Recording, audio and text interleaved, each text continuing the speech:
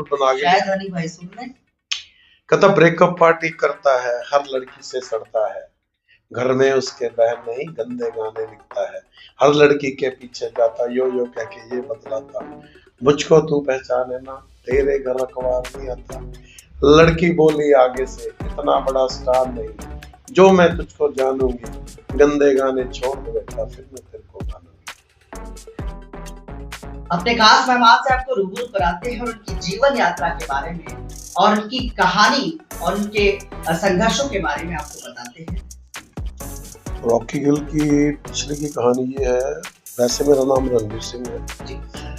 तो रेसलिंग में एक रॉक आता था, अब भी वो मूवीज वगैरह में आता था रॉक, तो उसकी एक्टिंग क्या करता था रॉक की तरह बोलना स्टाइल वगैरह। आज भी स्ट्रगल जिंदा है या सक्सेस के बाद सब आसान हो जाता है? नहीं, स्ट्रगल बंदे का पूरी लाइफ चल रही है। आप एक गाना हिट दे दोगे पर आप नया क्या दोगे? दूसरे की तैयारी करने का कि पैसा ही जरूरी नहीं है, मुझे लगता है कि एज अ कमर्शियल सिंगर तो आपके लिए पैसा बेहद जरूरी है। मैं बताता हूँ क्या है, अगर आप मार्केट में हो ठीक है पैसा जरूरी है, मैं मानता हूँ चीज में, कपड़े भी लेने हैं, शौक भी आपके हैं, पार्टी शार्टी भी करते हैं, लेकिन वो पैसा अगर आपके पास जायज है, ज्यादा पैसे की जरूरत नहीं, आपकी लाइफ चल रही है।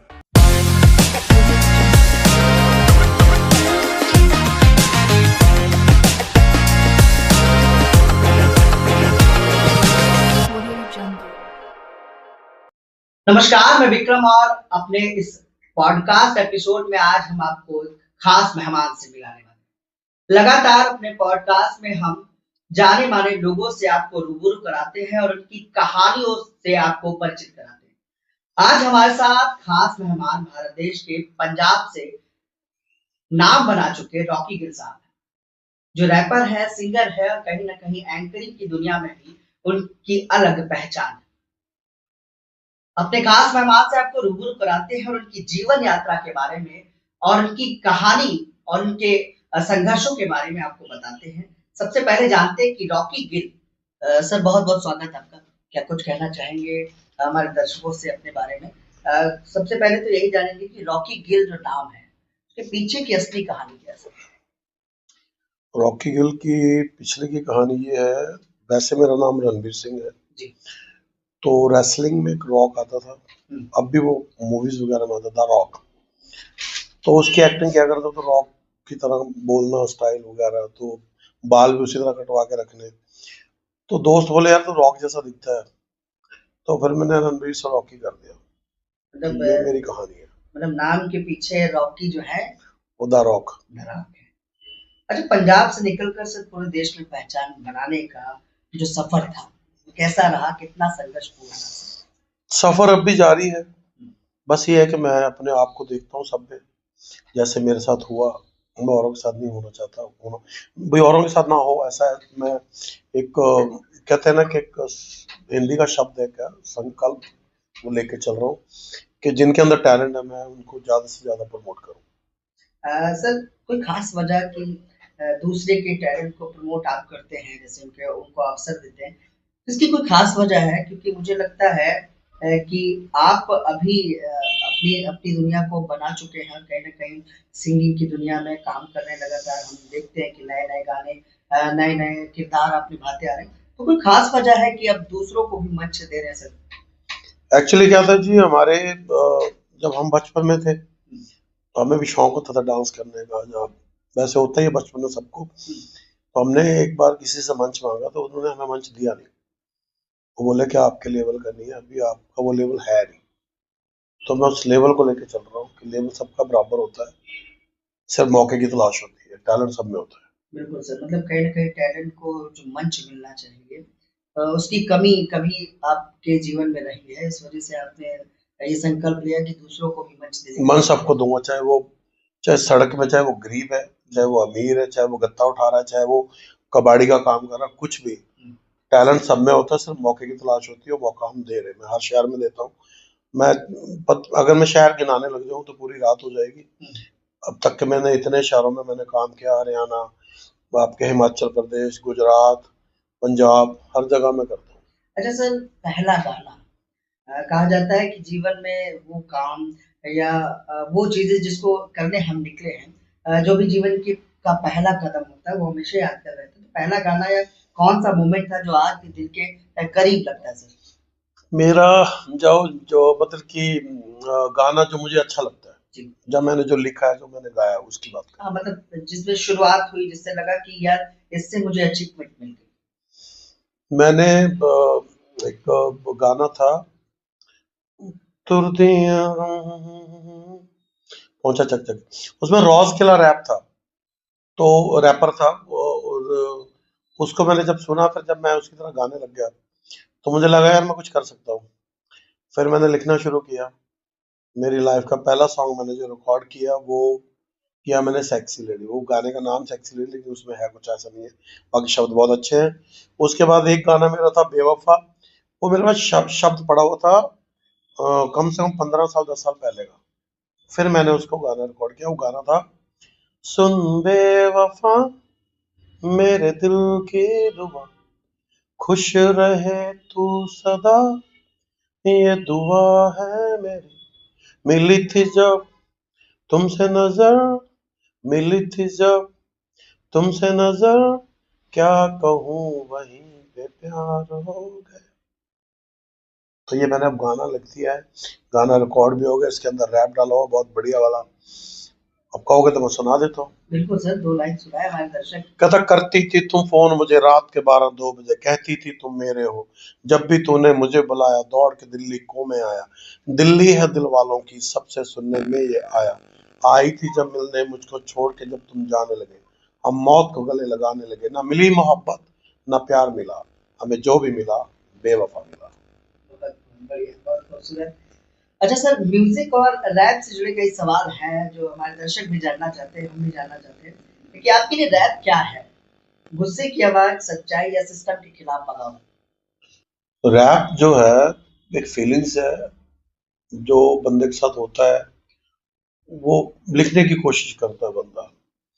आप कोई भी रैपर को उठाओ, वो जो उसके साथ बीतता है, तो वो उसी तरह लिख के अपने शब्दों में करके फिर उसको आपके सामने रखता है। अच्छा, मैंने सुना सर खास कला ये होती है कि किसी भी मुद्दे पर या किसी भी चीज पर वो 2 मिनट में रैप सॉन्ग बना देते हैं। ये हाँ सच है सर? हाँ हाँ, वो एक फ्री रैप होते हैं, जो आप आपके माइक के ऊपर बना दिया, आपके ऊपर बना दिया, मफलर के ऊपर बना दिया, लाइटिंग के ऊपर बना दिया। हम वो रैप करते हैं जो हमारे साथ होता है, हम वो लिखते हैं। अच्छा, मीडिया पर कुछ है? मीडिया के मैंने एक कविता बनाई थी, वो नेताओं के ऊपर है, लेकिन आप वो बोलोगे कि वो पंजाबी में है।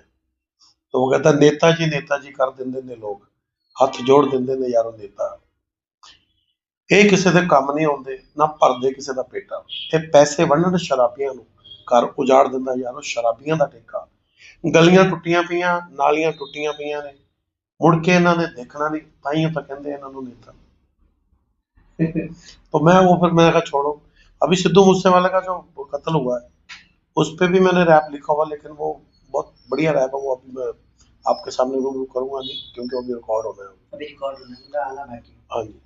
अच्छा सर, लगता है आजकल पंजाबी म्यूजिक इंडस्ट्री में सबसे बड़ी दिक्कत क्या है आपको लगती है कि इस इंडस्ट्री में ये दिक्कतें हैं जिसको कहीं ना कहीं इसका समाधान हो जाना चाहिए था? समाधान तो देखो होगा नहीं, वो मुझे भी पता है, लेकिन इस लाइन में क्या है कि हर बंदा एक दूसरे को काटता है। अगर आपका गाना चल रहा है, तो फिर आपको आपका फायदा भी उठाया जाएगा और आपको काट भी दिया जाएगा। तो कोई किसी का नहीं इस लाइन में, हर कोई अपना उल्लू सीधा करता है, ना आपको कोई काम आएगा। अगर आपको मेरे से काम है, तो आप 2 बार हाय हेलो करोगे, आपका काम निकले तो आप मुझे नहीं कहोगे कि आपका गाना रिकॉर्ड हो रहा है, भाई तुम आ जाओ, हम गाना रिकॉर्ड कर रहे हैं। आप उठा लोगे मेरा फायदा, लेकिन आप अपना नहीं उठने दोगे। लेकिन सर, हमने सुना पंजाबी लोग बड़ा सपोर्टिंग होते हैं। वो सपोर्टिंग होते हैं, लेकिन देखो पैसों का सलाम है। अगर आप कुछ पैसा खर्चोगे तो आपके सामने ऑटोमेटिक सारे सपोर्ट करेंगे। पंजाब के लोग अच्छे, ठीक है, बढ़िया है। अब आप देखो ना, अभी 2 स्टार उठे, एक सब्बा और एक वो सिमरन जिसका गाना आया था, वे मैं अड्डी ना पता से फिर बोल दी। उसकी मम्मी घर पे काम करती, घरों में काम करती, शब्बे सब्बा घर सर्विस स्टेशन पे काम करता था, कोई दिहाड़ी वाड़ी कर रहा था, जिसका वो गाना आया था, मैं आवा फलाइया करके, प्रांजल दिया के साथ था। तो सारे गरीबी से उठते हैं। देखो अपना मकाम खुद बनाना पड़ता है। हम भी स्ट्रगल कर रहे हैं, स्ट्रगल ही कर रहे हैं भाई, हम तो सीधी बात है। क्या आज भी स्ट्रगल जिंदा है या सक्सेस के बाद सब आसान हो जाता है सर? नहीं, स्ट्रगल बंदे का पूरी लाइफ चलता है जी। आप एक गाना हिट दे दोगे, फिर आप नया क्या दोगे? दूसरे की तैयारी में लग जाना है। अब आप वो भी ना हिट दे पाओगे तो फिर क्या करोगे? स्ट्रगल ही रह गया ना। तो आप वो आपका नहीं चला, फिर आप तीसरा गाना बनाओगे, चौथा बनाओगे। तो अगर 6 माह चल भी गया, आ गया, फिर सतमा क्या बनाओगे आप? तो स्ट्रगल सारी लाइफ चलता है। अच्छा सर, आपके गानों में ज्यादातर रियल लाइफ दिखती है।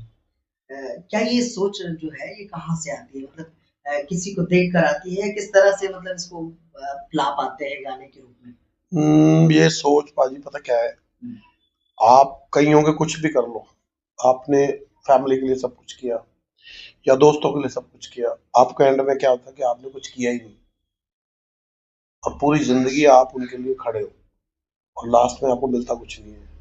तो फिर आपके अंदर एक जुनून आता है, क्या मैं सब कुछ करने के बावजूद मैं अकेला हूँ। तो वो चीजें आपके अंदर, आप शब्द आते हैं, अगर आप खुल जते हो, आप एक बंद कमरे में ना, बंद कमरे में तन्हाई में बैठ के अपने आप को कोसते हो, फिर वो शब्द निकलते हैं कि यार मैं ये किया, मैंने वो किया, फिर वो रैप तैयार होता है। अभी एक मैंने रैप सुन मेरी रानी में डाला हुआ है मैंने लाइव के ऊपर, कथा मॉल में घुमाया तुझे, शॉपिंग भी कराया तुझे, मूवी भी दिखाया तुझे, अपने हाथों से पॉपकॉर्न भी खिलाया तुझे, सब चीज पैसा नहीं, बात मेरी नोट कर, बहुत खेला दिल के साथ, अब बेबी स्टॉप कर। तो उसके ऊपर मैंने लिखा मतलब की दुनिया के, कहता खफा सा दिल मेरा रहता है, कुछ ना कुछ मुझे कहता है, छोड़ दे उसको उसके हाल पे जिसके लिए तू रोता है, रोते रोते रात हो गई, चारों तरफ अंधेरा है, मतलब की है दुनिया प्यारे, ना तेरा ना मेरा है। बिल्कुल। अच्छा sir, commercial music versus real rap, आप आप किस साइड खड़े हैं और क्यों? मतलब आपको क्या लगता है कमर्शियल जैसे जो म्यूजिक है, ये जो रियल रैप है जो आप करते हो, आप अपने आप को किस साइड देखते हो और क्यों से? तो मैं पैसा तो जरूरी है, इसमें कोई दो राय नहीं है, लेकिन आप किस साइड अपने आप को देखते हो? जैसे आपने भी कहा कि पैसा ही जरूरी नहीं है, लेकिन मुझे लगता है कि एज अ कमर्शियल सिंगर तो आपके लिए पैसा बेहद जरूरी है। मैं बताता हूँ क्या है, अगर आप मार्केट में हो, ठीक है, पैसा जरूरी है, मैं मानता हूँ चीज के, कपड़े भी लेने हैं, शौक भी आपके हैं, पार्टी शादी भी करनी है, लेकिन वो पैसा अगर आपके पास जायज है, ज्यादा पैसे की जरूरत नहीं, आपकी लाइफ चल रही है, घर के खर्चे चल रहे हैं, आपके खर्चे चल रहे हैं, तो और पैसा क्या चाहिए? कुछ नहीं चाहिए। मेरी सोच ये है कि जो आ रहा है ठीक है। अब मैं सोचूं मैं सिंगर हूँ, सिंगर के नाम से मैं पैसे लूं, भैया मैं तो 2 लाख रुपए लूंगा, मैंने महीने में एक शो किया, ठीक है, 2 महीने 1.5 महीना खाली, तो अगर वही मैं काम 50 में कर रहा हूँ, 21 में कर रहा हूँ, तो मेरी एवरेज तो वही चल रही है, कंटिन्यू काम तो मिल रहा है, हाँ, बिजी भी है। बिजी भी है, चाहे थोड़ा पैसा है, लेकिन अपना लोगों से रूबरू हो रहा हूँ, लोगों के टैलेंट को प्रमोट कर रहा हूँ, लोगों को खुशियां दे रहा हूँ। तो हर बंदे का सपना होता है कि रॉकी गिल को बुलाए, ठीक है। तो अगर मैं बोलूँ कि मैं, रॉकी गिल को ज्यादा पैसे नहीं चाहिए। नहीं, मैं अपना टाइम पास मुझे गुजारा चाहिए, बस मैं, मेरी दाल रोटी चलती रहे, बढ़िया है। वैसे भी दाल आज के टाइम में बहुत महंगी है, लेकिन हम फिर भी कहते हैं दाल रोटी चलती इसलिए ज्यादा पैसे चाहिए। अच्छा सर, एंकरिंग से स्टेज लाइफ, है। मैंने सुना है आप एक एंकर भी हैं। सिंगर से एंकर बनने का आइडिया कैसे आया? मतलब कैसे बनना है कि एक्टिंग भी कर लेनी? नहीं नहीं, एंकर से सिंगर बना मैं, अच्छा। पहले एंकरिंग ही करता था, अच्छा। पहले डांस अकेडमी में चलाता था, फिर एंकरिंग की लाइन में आ गया, फिर उसके बाद लिखना शुरू किया तो रैपिंग करने लग गए, तो बस ये दौर चल रहा है, अभी लिख रहे हैं, खुद ही लिखते हैं अपना। अच्छा सर, अब तक का सबसे अजीब या मजेदार किस्सा कौन सा रहा है, जो लगा हो कि एंकरिंग में हो चाहे सिंगिंग में हो? मजेदार किस्सा, या अजीब? अजीब, अजीब ये होता है कि जब कोई स्टेज पे परफॉर्म करता है ना बंदा, मैं कर रहा हूँ, नीचे से कोई आके शराबी बोल दे यार हमारा गाना चला, कोई बच्चा परफॉर्म कर रहा है, तो मुझे अजीब लगता है यार, हम बच्चों को परफॉर्म करवा रहे हो, तुम अपना दारू पी के अपना खड़ा करने की कोशिश कर रहे हो। कुछ लोग नहीं समझते, क्योंकि जिंदगी में मैंने सीखा है कि आप 100 के 100 बंदों को खुश नहीं कर पाओगे, आप चाहे कितना कर लो, लेकिन आपको बुराई ही मिलेगी। आप देखो हॉस्पिटल के आगे कोई मरीज पड़ा है, उसको ठीक कराने कोई नहीं आएगा, अगर डॉक्टर से कुछ गलत हो गया तो 200 बंदा उसे मारने के लिए कहां से आएगा, ये बताओ, ऑटोमेटिक इकट्ठे हो जाते हैं। भाई जब वो उसका इलाज चल रहा तब क्यों, कहां थे तुम, तब नहीं आप दिखे। तो वही चीज है, अगर मैं स्टेज पे हूँ, मैं अच्छाई कर रहा हूँ, अगर माड़ी सी गलती कर दी तो 10 बंदे वैसे आ जाएंगे मेरे पास, भाई तुमने ऐसे कैसे बोल दिया, तो जो मैं अच्छा कर रहा हूँ सारा मिट्टी हो गया। तो ये अजीब चीज लगती है कि भाई आप बच्चों के परफॉर्म करते हुए दारू पी के कोई भड़क कर रहा है, कुछ कर रहा है, तो गलत है। अच्छा सर, वो कौन सा दौर था जब लगा कि सब कुछ छोड़ देना चाहिए, अब अपनी लाइफ में आगे बढ़ जाना चाहिए, अपने काम को लेकर या हाँ, लाइफ को लेकर? मैंने कई बार देखा है कि जब मतलब की बात होती है किसी की तो फोन आते हैं, भाई हम यहाँ खड़े हैं, पासे चाहिए, झूले झूलने हैं, ये करना वो करना, एंट्री करवा देना। और जब वहां से जैसे ही निकला उसके बाद कोई कॉल, कोई मैसेज, कोई कुछ नहीं। तो मैंने अपने आप को चेंज कर दिया है। मैं अपना फोन बंद करके रखता हूँ, पड़ा रहे बजता रहे, मुझे कोई लेना देना नहीं। मैं शो पे हूँ तो शो पे हूँ, मुझे कोई लेना देना नहीं। तो दूर रहो दुनिया से। एक किस्सा बताता हूँ आपको मैं, भोपाल का किस्सा, मैं नाम नहीं लूंगा मैं। कोई दोस्त ऐसे मिल गया हाय हेलो करके, जैसे मेले में मिल जाते हैं, रॉकी भाई मेला लग रहा है, आप आ रहे हो? मैं कहा हाँ मैं आ रहा हूँ। तो मैं कहा चलो यार रूम का पता करके देना होटल में, एक मंथ का। तो कह रहा ठीक है, और उन्हें रूम बुक कर दिया। कह रहा रॉकी भाई 13,000 का हुआ है। मैं ठीक है कोई बात नहीं, दे देंगे। मैं कोई लेस वेस तो करवाया यार भाई, एक महीने के लिए। चलो भाई 11.5 का क्या कहा था मैंने, वो कह रहा ना 11 का बोला था, 11.5। मैं कहा उसको 11 बोल दो, 11 बोल दिया, ठीक है जब हमने ले लिया, चला गया। फोन आता है, मैं हाँ भाई कहाँ हो?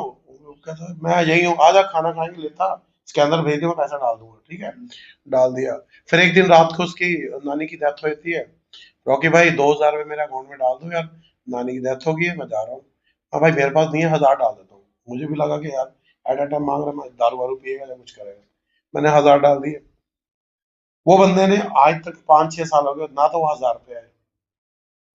और जो 11,000 रुपये मैंने रूम लिया था, वो वैसे ही 4,500 रुपये में दे देते हैं। अब बताओ, लगी ना जेपी। फिर एक लड़का, मैं बताता हूँ ऐसे किस्से बहुत है मेरे पास। रॉकी भाई मेरा एक्सीडेंट हो गया, 500 रुपये भेज दो, दवाई लेनी है। मैं चल यार दे दो, कल दे दूंगा, परसों दे दूंगा आपको, स्कैन कर दो, कर दिए भाई। अब मेरे जब चोट लगी, मैं कहा सबसे पैसे इकट्ठे करो। मैंने उसको फोन किया, मैं कहा भाई वो 500 आपने लिए थे, कर दो यार। भैया मैं ऑनलाइन चलाता ही नहीं। लेके समय चला रहे थे। तो ये किस्से हैं, जिंदगी में सीखने को मिलता है भाई। अच्छा सर, कामयाबी के साथ सबसे बड़ा कौन सा डर आया आपकी लाइफ में, जब लगा यार कामयाब तो हो गए लेकिन अब लाइफ में ये चीज डर है, मतलब ये चीजें नहीं होनी चाहिए, ये चीजें? मैं देखो, मैं काम कर रहा हूँ तो मुझे ना अब लड़ाई झगड़ों से मैं थोड़ा दूर रहना चाहता हूँ। क्योंकि मेरा नेचर है जॉली टाइप, मतलब हंसाने वाला नेचर है। पहले की लड़ाई ठीक है, वो हुई थी लड़ाई तो चलो। उसके बाद फिर मैंने ही हालांकि टांके वांके डाले उसके सिर पे, वो किर्च थी इतनी लंबी। मैं ये नहीं कह रहा कि मैं बदमाश हूँ, वो एक हक के लिए लड़ना कोई बुरी चीज नहीं है। तो वो फिर मैंने उसको लड़ाई वड़ाई छोड़ा, मैं कहा भाई तू दे लगा दे लो, हमें कोई चक्कर नहीं, हम तो अपना काम कर रहे अच्छा सर, फेम और ट्रोलिंग, मैंने सुना है कि जब आदमी चर्चित हो जाता है या कहीं पर किसी भी तरह से पहचान बनती है, तो नाम के साथ साथ बदनाम करने वाले भी लोग जुड़ते हैं। हैं। बहुत है, बहुत है। तो फेम और ट्रोलिंग दोनों को आप कैसे हैंडल करते हैं, मतलब जैसे कोई विरोध कर रहा है सोशल मीडिया पर, उल्टे सीधे कमेंट कर रहा है, तो आप उन्हें कैसे हैंडल करते हैं? कुछ नहीं, मैं ब्लॉक कर देता हूँ, हम्म। और मैसेज डिलीट करके ब्लॉक कर और देता हूँ। सामने से सर कोई बोलता है फिर? कुछ नहीं, उसको फिर उनको पता है मेरा सर्कल कैसा है, लेकिन मैं शो नहीं करता कि सर्कल कैसा है। सर्कल सबके पास होता है, भयानक से भयानक भी है और अच्छे से अच्छे भी हैं। कुछ सामने से बोलता है तो पहली बात तो ऐसी नौबत ही नहीं आती, क्योंकि मेरा नेचर ही ऐसा, प्यार से रहता हूँ मैं। क्योंकि देखो हम लड़ने नहीं आए, हम काम कर रहे हैं, अपने अपने आप में मस्त है। कोई बंदा चाहे कोई भी है, ठीक है, उसको प्यार से समझा भाई, कुछ हो गया तो कोई बात नहीं, हम गलती मान लें। क्योंकि जिंदगी बड़ी मुश्किल से मिलती है। हम जब हम लेवल पे आते हैं तो हम अपने परिवार को देखते हैं, लड़ाई करने की बड़ी बात नहीं है। हमने माँ भी देखनी है, फैमिली, सारे बहन भाई बंधु सब देखने होते हैं। तो इसलिए हम पहले फैमिली को लेके चलते हैं, क्योंकि भैया हम तो अकेले अपनी माँ के हैं, माँ को भी पालना है भैया। मतलब इंडस्ट्री में आपके दोस्त कम हैं, मतलब कि रिश्ते ज्यादा हैं। मतलब हाँ, रिश्ते बहुत ज्यादा। अच्छा, युवा और स्ट्रगल्स के लिए जो लड़के लड़कियां रैप या सिंगिंग में आना चाहते हैं, उन्हें सबसे पहले क्या सीखना चाहिए रॉकी भाई? कुछ नहीं, पहले अपना अगर वो रैपिंग करना चाहते हैं तो किसी अच्छे रैपर को फॉलो करें पहले तो। अगर उनको खुद लिखने का शौक है तो उसको लिख के कोई बीट लेके उस पर गाने की कोशिश करें, बस। और सीखना कोई बड़ी बात नहीं है, आप खुद सीख सकते हो। जैसे कहा जाता है कि बिना किसी गॉड फादर या फिर या यूं कहे बिना किसी गुरु के इस इंडस्ट्री में टिकना मुश्किल है, और कितना शायद मुश्किल है? शायद मेरा कोई गुरु नहीं है, शायद इसीलिए मैं अकेला ही दौड़ रहा हूँ। एक गुरु था जिसने डांस सिखाया, वो पता नहीं कहाँ चला गया। तो जब हम डांस ग्रुप था हमारा, तो उसी के थ्रू फिर डांस डोज की एकेडमी खोल ली हमने। तो एक बंदे का एहसान है, जिस बंदे ने मुझे मिलवाया रोहतक में, और जिससे मिलवाया तो वो बंदा आज तक मिला ही नहीं है। और जिसने हमें इस लाइन में पहली बार स्टेज दिया, वो बंदा अब इस बार मिला था रोहतक में। तो एहसान है सबके, एहसान भूलने नहीं चाहिए अगर कोई आपके ऊपर एहसान कर रहा मतलब कहीं ना कहीं किसी न किसी रूप में गुरु मिल ही जाता है। है। हाँ, चाहे वो देखो दोस्त के जरिए मिल जाए या किसी बच्चे के जरिए मिल जाए। अच्छा सर, आज की जो यंग जनरेशन है, जो इस लाइन में सिंगिंग में, एंकरिंग में या रैपिंग की दुनिया में काम करना चाहती है, आप देखते हो क्योंकि आप स्टेज और मंच उन्हें दे रहे हो, तो क्या गलती कर रहे होते हो? एक तो चीज है, देखो मैंने अभी इस चीज देखी है, यहाँ पे स्टेज पर सिंगर आते हैं, चलो गाना गाते हैं, पर उनको यही नहीं पता कि माइक पकड़ना कैसे। सबसे पहले माइक पकड़ना सीखे जब वो अगर किसी स्टेज पे जाते हैं। फिर अगर आप गाना खत्म करते हो तो 2 घड़ी रुकना चाहिए। बंदा आपसे बात कर रहा है, जब कोई बंदा आपको प्राइज वगैरह दे रहा है, आप ये नहीं कि गाना गाया माइक टेढ़ा मेढ़ा किया और अपना निकल लिया। वो चीज की अहमियत समझो। अगर आपको स्टेज मिल रहा है फ्री में, हम तो फ्री में ही दे रहे हैं भाई, तो उसकी वैल्यू समझो। नहीं तो लोग पैसे लेके घूमते हैं, स्टेज नहीं मिलता। बिल्कुल। अच्छा सर, क्या कभी सिस्टम या किसी बड़े नाम से दबाव महसूस हुआ आपको? नहीं, मुझे कुछ, हम इतने बड़े हैं ही नहीं जो हमारे ऊपर दबाव करेगा कोई। कभी नहीं? नहीं नहीं भाई, आप दबाव कर लो हमारे ऊपर। अगर आपको सेंसरशिप ना हो तो आप सबसे पहले क्या बोलना चाहोगे? मतलब किसी तरह की प्रतिबंध ना हो आप पर, तो सबसे पहले अपने रैपिंग में क्या कुछ बोलना चाहेंगे, क्या कुछ दिखाना चाहेंगे? किस अच्छा वो चीज, मैं भैया मेरी कोशिश ये है कि भाई अच्छी चीज को देखो फॉलो करना चाहिए और उसको प्रमोट करना है। नहीं तो आप देखो इंस्टाग्राम पे कितना कुछ आ रहा है, आ रहा है कि नहीं आ रहा है? हालांकि जो इंस्टाग्राम पे लोग हैं, उन चीजों को फॉलो कर रहे हैं, उन चीजों को शेयर कर दें जो किसी काम की नहीं है। अभी कोई बच्चा स्टेज पे डांस कर रहा है, चलो आपकी मैं बात बड़ी करता हूँ, कोई डांसर खड़ी कर दो वहां पे, और वो कर रही है जी कोई डांस बढ़िया से सॉन्ग पे, कमर वमर हिला रही है, सब कुछ कर रही है, और उसका डांस खत्म होने के बाद किसी बच्चे का धार्मिक गाने में करवाओ, आधी पब्लिक आधी रह जाएगी। मतलब जितना फूहड़पन है उसको आजकल ज्यादा प्रमोशन हाँ, मिलता है। मतलब कि कोई भजन गा रहा है उसको नहीं प्रमोट करेंगे आप, ना उनको फॉलो करेंगे।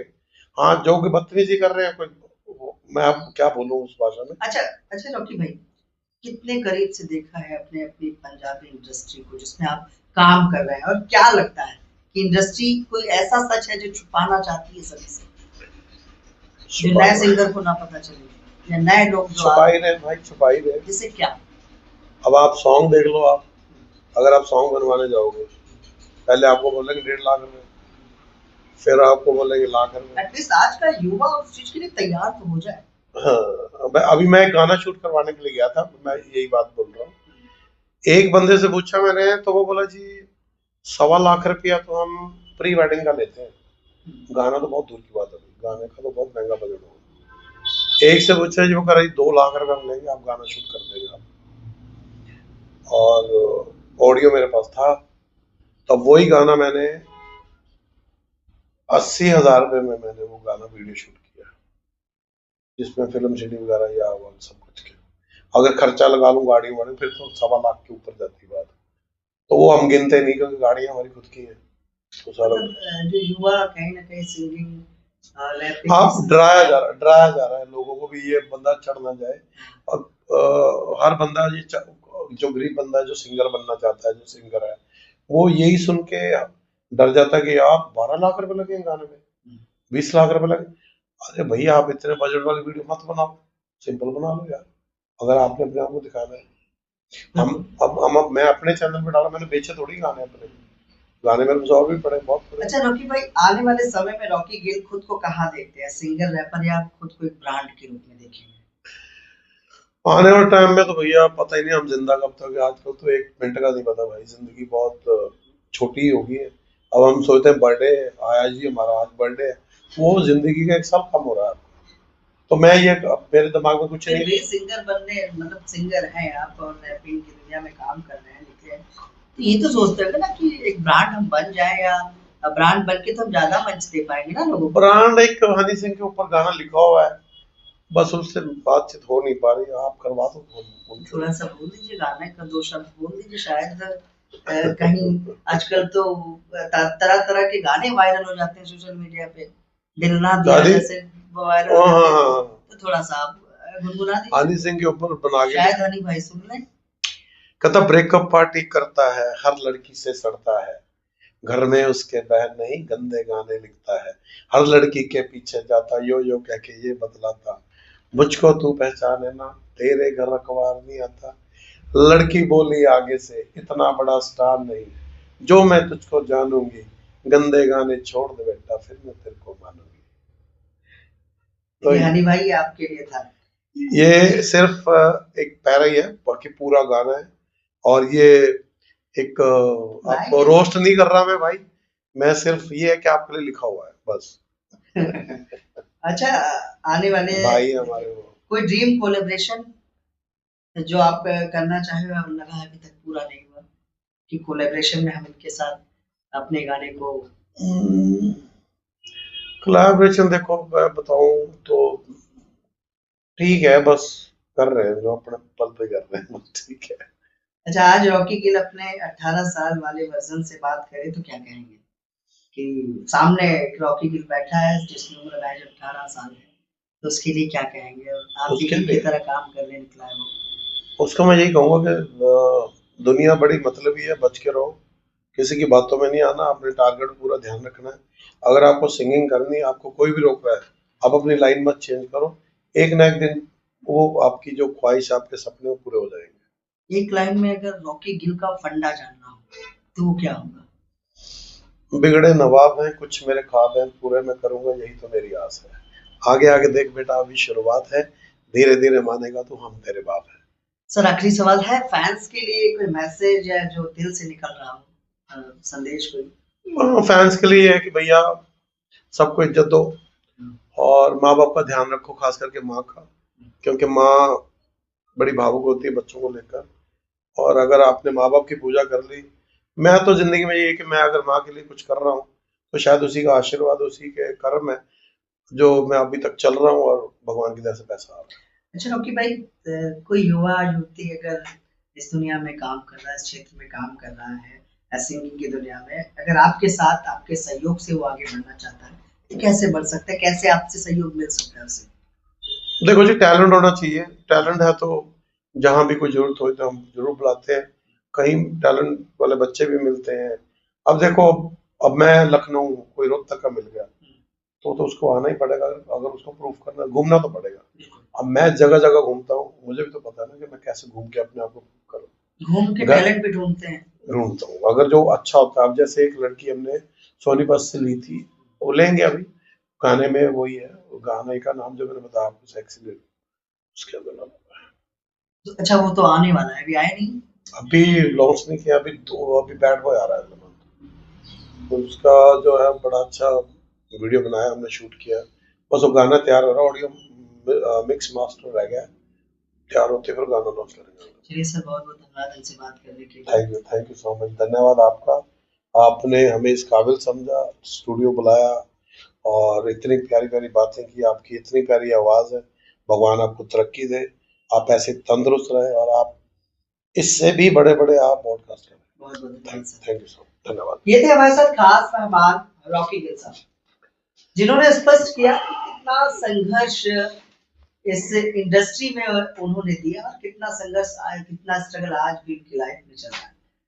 युवा इस लाइन में या सिंगिंग की दुनिया में, म्यूजिक और रैपिंग की दुनिया में काम तो करना चाहता है, लेकिन कहीं ना कहीं एक डाउट है जो कभी ना कभी रॉकी गिल के मन में भी रहा होगा कि हम आगे कैसे बढ़े और आगे हमें क्या करना है।